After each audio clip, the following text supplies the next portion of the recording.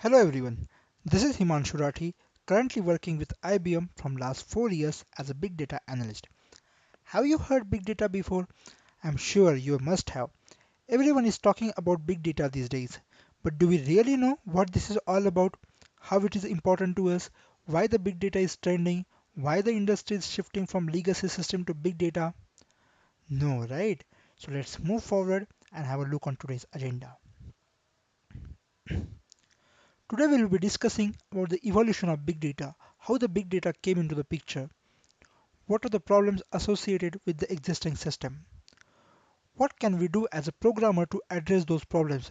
Therefore, we will see how Hadoop will work as a solution, and in the end, we'll understand about the components of Hadoop ecosystem and their use cases. Alright then, buckle up and get started. When you read or hear the term big data, what is the first thing comes to your mind? Big fat size data, a variety of data? Fair enough.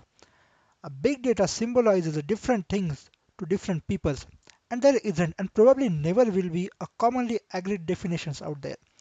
So in layman term, we can say that the amount of data which can be in any form, either in numbers, words, sound or images, any structured, semi-structured or non-structured that cannot be handled by our traditional data processing application is nothing but the big data. Generally, people do have a misunderstanding about big data. If the data is in gigabytes, terabytes, petabytes, or zettabytes, this does not refer a complete big data. But if you have files with a small size, that can be also considered as a big data, but it depends on the context. I will give you an example. I am trying to attach a 150 MB of attachment to email, but I would not be able to do so as the email system would not support the attachment of this size. So this 150 MB of file will be considered as a big data with respect to our email system. Got it? Now, how come the big data came into the picture? These are the major contributor to generating a huge amount of volume every day. According to the blog and sources, Facebook alone receives around 120 terabytes of data each day, whereas Twitter processes around 400 million tweets each day. Same goes for YouTube, LinkedIn, Instagram, Gmail, and other social networking platforms, and a number of users keep increasing day by day. Just imagine the volume of data getting received and processed on the daily basis.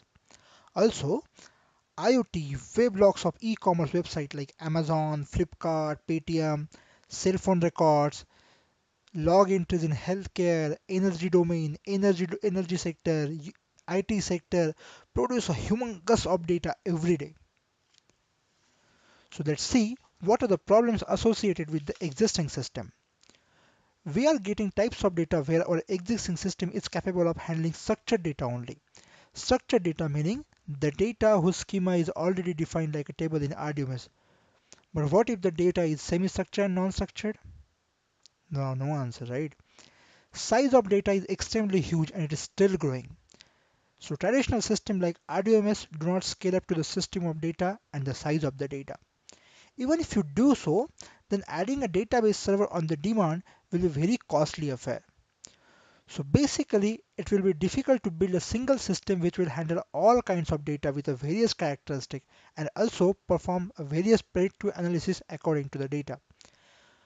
So in order to deal with the big data, we need to build a common infrastructure which is efficient to handle various types of data, easy to use, reliable, cost effective, and can scale out easily according to the situation. And it won't be fair if I only tell you about the problems we are facing and not telling you the solution. So here comes the solution in the form of Hadoop. Hadoop is the framework which performs distributed storage as well as parallel processing. Hadoop framework allows us to store and process a large volume of data with a distributed storage and parallel distribution of software. These are the tools which comes under the Hadoop ecosystem. Each tool has a different responsibility to perform. For example, HDFS, Hadoop Distributed File System, is used for storage purpose. MapReduce, Hadoop, Pig used to process the data. Scoop and Flume are used for ingesting the various flavors of data. Uzi, the the workflow manager, which is like a job scheduler, and so on. So that's it for today. I'm Himanshu Rathi, signing off for now. Thank you.